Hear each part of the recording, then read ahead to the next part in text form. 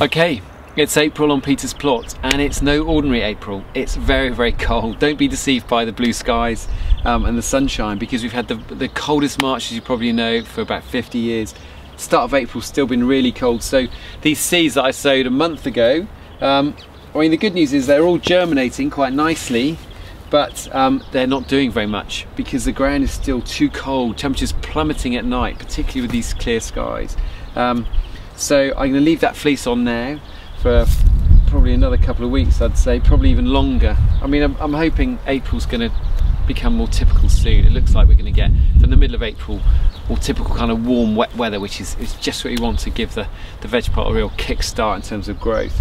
But that's staying on there, and I'm going to head into the greenhouse to sow some seeds in propagators and in pots that I can keep inside the house, where it's nice and warm, and we're going to get some nice speedy growth. Okay, so here we are in the greenhouse, nice and warm. As you can see here, I've got my potatoes chitting away. Now, the idea behind chitting is to stimulate potatoes into growth before you put them in the ground. If I put that in the ground now, it would stop growing because it's just too cold. The idea is to put your potatoes somewhere, your seed potatoes, somewhere around about 10 degrees or so.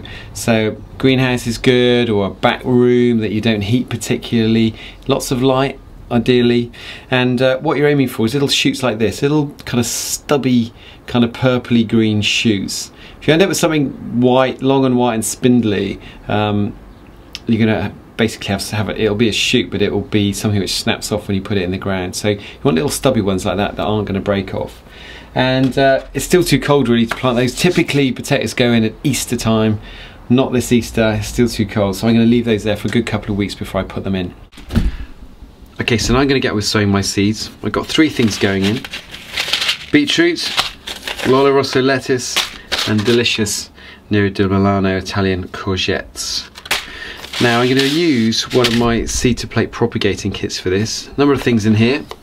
Some pots. These are 3-inch, what we call 3-inch pots, because they're 3 inches wide there approximately.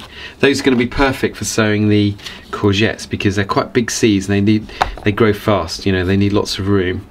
For the lettuce and the beetroot, I'm going to use these Jiffy 7s. Don't need the instructions. Now these are little discs of compressed compost. They're actually made out of coconut husks, but they're they're squeezed really small like that, so there's no moisture in them. Put in these little nets, and all you do is you lay them out in your propagator like this. I always find it's better just to turn them over so that the open end, see that's closed, open, is sitting at the top.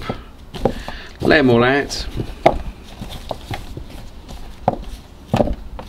What I'm going to do in a second is add some water, because as soon as you do that, they puff up like little tea bags full of compost, creating the perfect growing medium for young seeds. And then they're very easy to transplant out.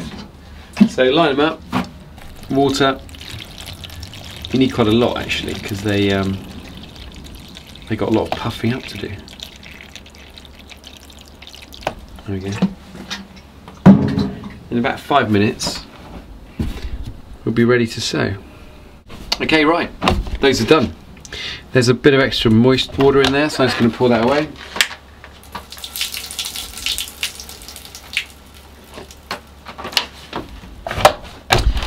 What I find is a good idea to do is just pinch them slightly, just to kind of loosen up the compost a bit. Do that on each one.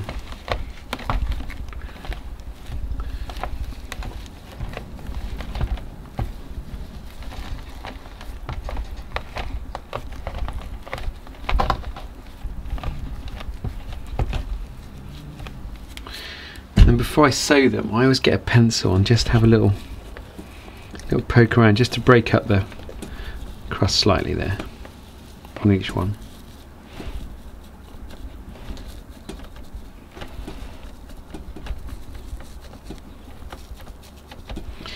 Not vital, but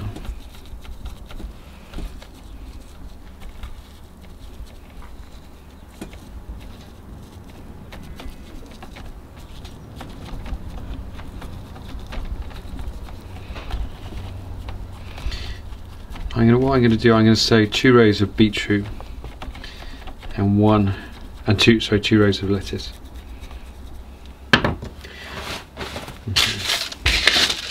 Do beetroot first because these are a little bit more chunky.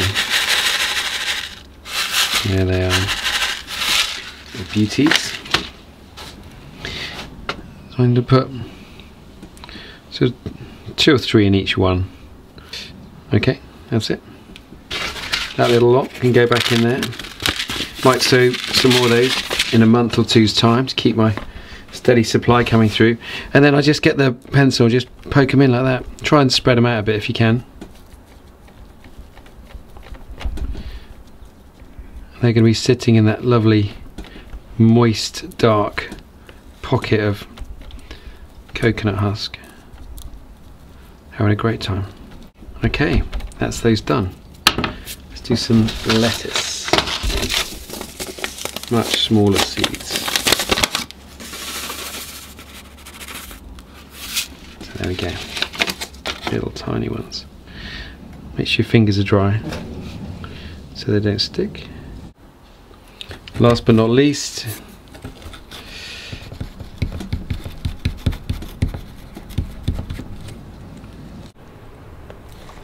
there we are, done. Okay, so now we're going to sow the courgettes. As I said, they're slightly bigger seeds, so they need a bit more growing room. This is potting compost, which means it's quite gritty, quite low in nutrients, but to be honest, any old compost will do because vegetables aren't that fussy, generally. Okay, get rid of that. Okay, 2 pots. Shake it down a little bit. Seeds. Same sort of idea here. I mean, I've got loads of seeds. I'm going to put 2 in each one. They'll probably both come up, and I'll just take out the weaker seedling. So I've got one nice big healthy plant. Compost is already quite moist, so I'm just going to add a little bit water.